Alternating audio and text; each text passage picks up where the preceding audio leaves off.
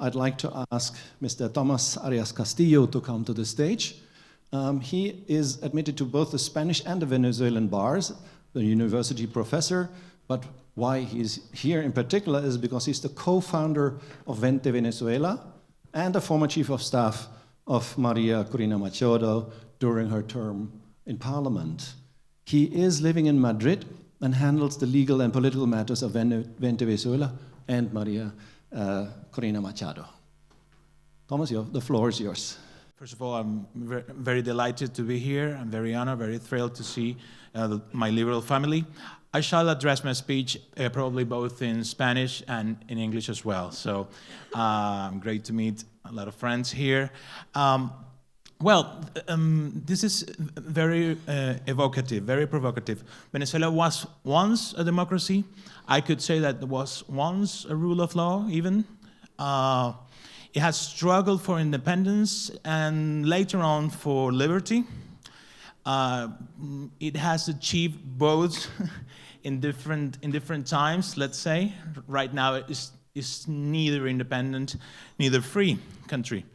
And then right now I shall move to my Spanish speak, so in case you need the simultaneous translation.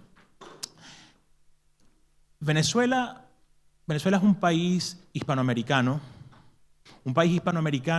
que buscó, sus líderes fundadores buscaron, como ocurre con el resto de las naciones hispanoamericanas, tenían la idea de la libertad identificada con la idea de la independencia. Nuestros fundadores eran ilustrados, eran republicanos ilustrados que estaban con las ideas de su tiempo y buscaban, enfocaban la libertad como independencia. En ese momento, independencia posiblemente del reino español, aunque eso tiene sus vicisitudes históricas. Pero para no quedarnos en eso, sino en el problema que nos atañe hoy, que es la lucha por la libertad y cómo Venezuela lo está asumiendo.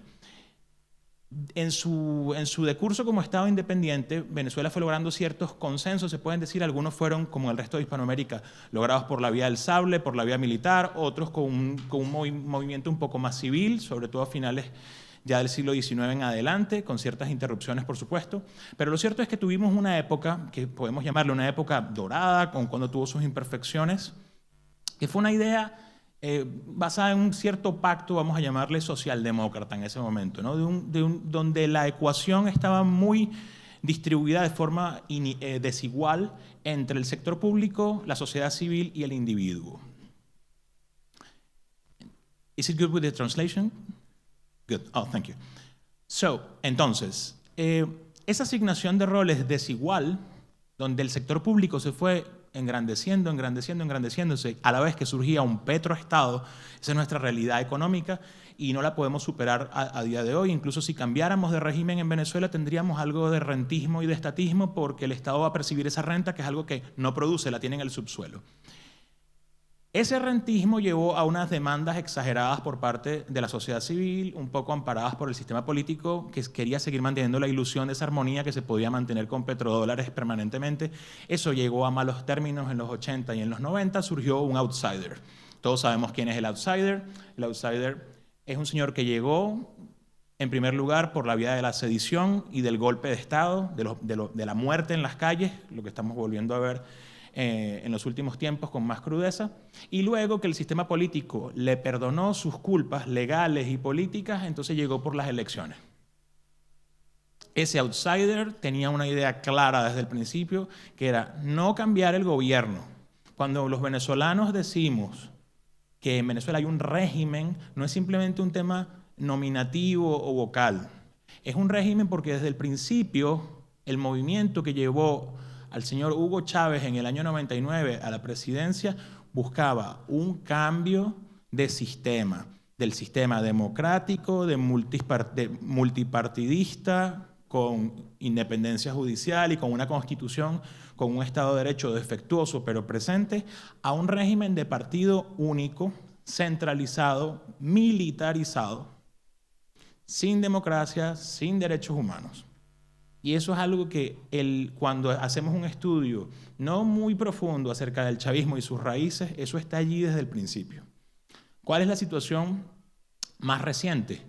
Los venezolanos hemos luchado en las elecciones, hemos luchado en la calle, hemos luchado internacionalmente, hemos ido por todos lados diciendo que Chávez era un dictador, que era un ladrón, que era un asesino.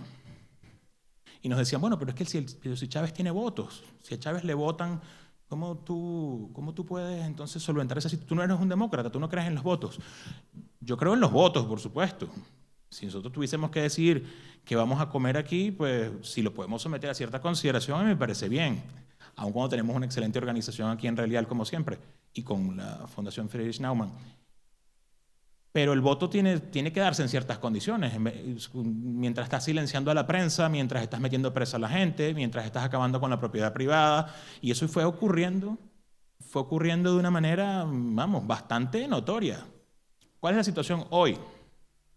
Entre los vaivenes en el que vivimos los venezolanos, entre la calle y las urnas y la calle, la alacena y la despensa vacía porque la economía se va a otro lado, se va, vamos, goes down the hill, para quienes nos escuchan en inglés.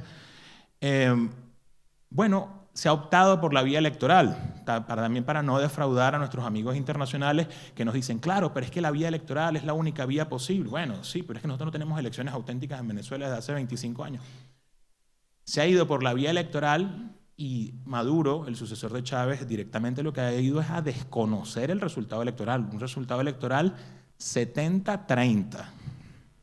De lo que estamos hablando en este momento es de una victoria electoral más que sólida y consolidada, demostrada internacionalmente, un desconocimiento de la voluntad expresada por la gente, y ahora más de 2.000 presos políticos solo desde el 28 de julio, que fueron las elecciones, reconocidas en las cifras por el propio régimen, que con beneplácito lo dice de forma muy bravucona, que está desalojando cárceles para meter más presos políticos. Estamos hablando de 2.000 personas, entre las cuales hay mujeres, menores de edad, personas con discapacidad.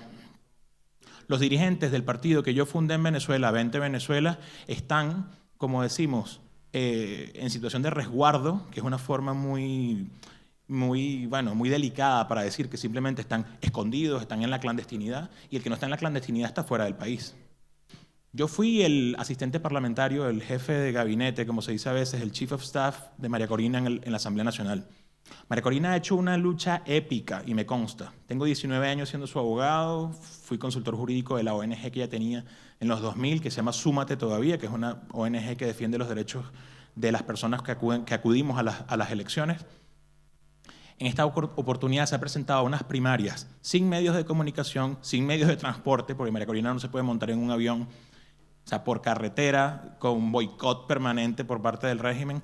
Ha ganado aplastantemente esas primarias y con todo y la inhabilitación política que ha sufrido, ha logrado presentar junto con el resto de los partidos opositores un candidato, Edmundo González Urrutia, que como les he dicho ha ganado 70-30 en Venezuela.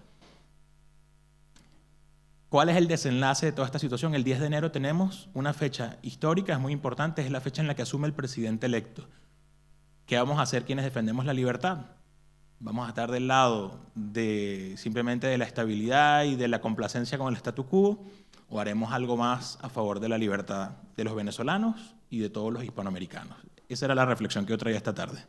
Y la lucha de la libertad es, como dice María Corina y como decimos en 20, hasta el final. Muchas gracias.